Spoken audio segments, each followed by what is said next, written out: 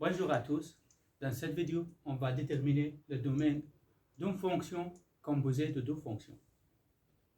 Donc, on a la fonction fx est égal à x au carré divisé par la racine carrée de 2x moins 2 plus 4x supposons 5.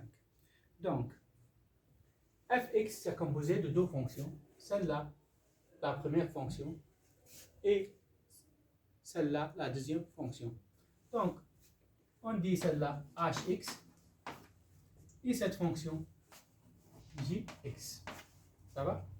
Pour déterminer le domaine de la fonction fx, d'abord je dois déterminer le domaine de la fonction hx, après je dois déterminer le domaine de la fonction jx. À la fin, je dois faire l'intersection entre les deux domaines pour avoir le domaine de la fonction fx. On commence. Maintenant, cette fonction, la fonction hx, c'est une fonction rationnelle. Et dans la fonction rationnelle, il y a une fonction irrationnelle au dénominateur. Donc, je dois appliquer la condition d'existence d'une fonction irrationnelle. La condition d'existence d'une fonction irrationnelle, le radicand supérieur ou égal à 0. Mais ici, une fonction irrationnelle au dénominateur. Et en général, hx c'est une fonction rationnelle. Donc, on ne peut pas avoir le dénominateur est égal à 0. Donc, si ici, le radicand est égal à 0, la racine carrée de 0 est égale à 0, n'importe quel nombre divisé par 0, c'est impossible. Donc, on ne peut pas avoir le résultat d'un fx. Pour ça, je dois supprimer l'égal. Pourquoi? Parce que celle-là donne le dénominateur. Donc, maintenant, je dois résoudre cette inéquation. Je dois mettre 2x ici et je dois déplacer le moins 2 de l'autre côté. Quand je déplace le moins 2 de l'autre côté, je dois changer son signe. Donc, c'est égal à 2. 2x supérieur à 2. Donc, pour trouver la valeur de x, maintenant je dois diviser ce côté par 2. Et ce que je fais avec ce côté, je dois faire le même avec ce côté. Donc, 2x divisé par 2 est égal à x supérieur à 1. Donc, le domaine de fonction hx est égal à de 1 non compris jusqu'à plus l'infini. Donc,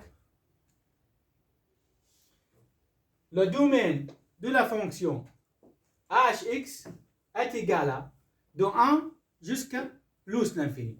1 non compris. Pourquoi? Parce que ici, il n'égale pas 1. Donc, la valeur qui est plus grande que 1, c'est compris. Mais le 1 non compris. Pourquoi? Parce qu'on n'égale pas 1. C'est supérieur à 1. Jusqu'à plus l'infini, toute la valeur qui est supérieure à 1. Donc, de 1 jusqu'à plus l'infini. Mais le 1 non compris. Parce qu'on n'a pas égal. Maintenant, je dois déterminer le domaine de la fonction jx. Donc, la fonction jx est égale à 4x au supposons 5. Le domaine de cette fonction de j est égal à tout le réel.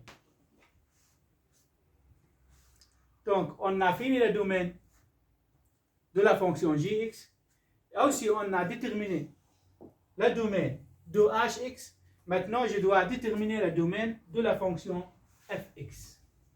Donc, qu'est-ce que je dois faire? D'abord, je dois dessiner l'axe x. Ici, 0, 1, 2, 3, etc. Moins 1, moins 2, moins 3, etc. Donc, le domaine de la fonction hx, c'est de 1, nous compris, jusqu'à plus l'infini. Et le domaine de la fonction gx, c'est tout la réelle. Le moins l'infini jusqu'à plus l'infini.